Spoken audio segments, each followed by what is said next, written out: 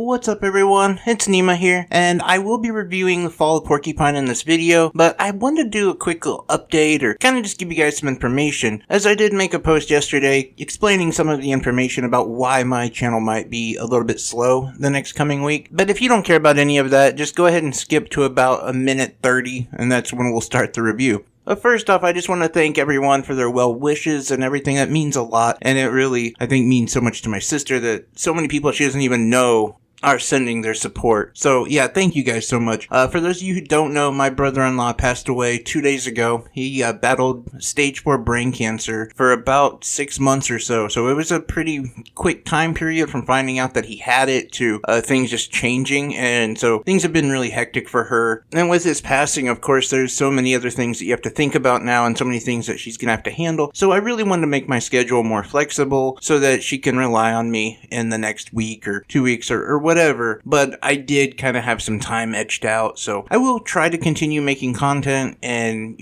maybe not as much as every other day like I was there for a while and like I wanted to get back to, but things happen. And with her, she has her own issues. As just a couple weeks ago she was hospitalized because of some liver problems that we're trying to figure out, and my dad is having his own fair share of medical issues. So I'm not looking for sympathy or anything. I'm actually just wanting to explain to you guys what's going on and why I might be a little less productive going forward for a little bit. Anyway, let's get into Fall of Porcupine. So this game follows a pigeon by the name of Finley, and he's a junior doctor at a town called Porcupine. He's new to the town and new to the hospital St. Ursula, where everything seems very cozy and charming and relaxed, although Finley's new boss, Dr. Kowalski, is the furthest thing from any of those, as she is a very strict senior doctor who expects only the best from her underlings. Even when you do a good job, she still has to criticize you. Pretty much everything you do, she is right on you. But this game isn't just about your relationship with your boss, it's actually about your relationship with a lot of people in Porcupine. Now, you do have Mia and Carl who help you along the way. They too work at the hospital, and you're also really good friends with the local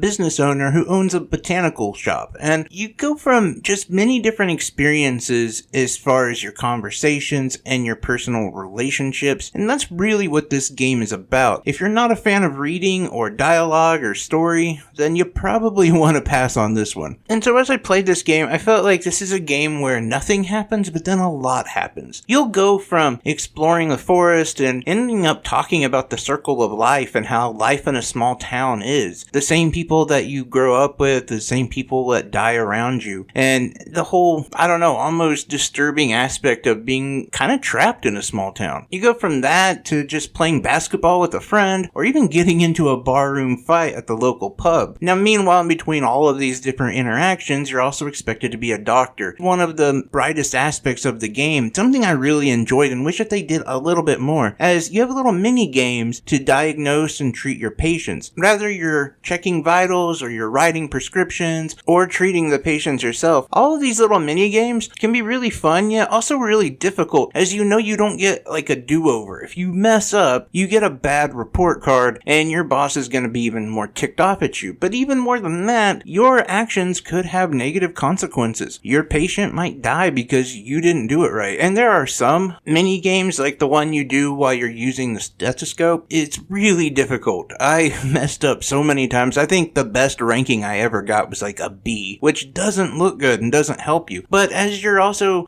trying to build up relationships and you're trying to do your best at being a doctor, you also discover other story aspects of the game, like, how much your hospital, St. Ursula, has really gone through and how it's pretty much just patched together with duct tape. They're underfunded, understaffed, and a lot of people don't like them because they've had people that they know die there, or they didn't feel like they got the best treatment there. And yet you yourself are working these crazy shifts along with your coworkers, and you know how hard everyone's trying, but there's just simply not enough money and resources to go around, as even part of the hospital has been condemned. You find so many issues like this where you find out just how much of a struggle it is to really provide healthcare. Now, everyone needs you and they appreciate you when you're taking care of them, but later on you could see them in the streets and they'll have their gripes with you, even though you've just been working all these shifts and you did everything you could to take care of them. It's just not very appreciative, I'll be honest. But you're going through that, that by, also trying to be friends with everyone in the community. You trying to make your own friends. You're trying to have some downtime. And it seems like a lot of times you're just constantly reminded not only of death, disease, and all these dark things, but also the people that you let down, as well as your own ambitions to leave this small town. But you also know that they need the hospital, they need the treatment, as this quaint little town is also fading away over time, just like many other small towns. So I really did appreciate different aspects of this game and the different stories that it told. I will say that I didn't finish it, and I had to actually use some of Adam Miller's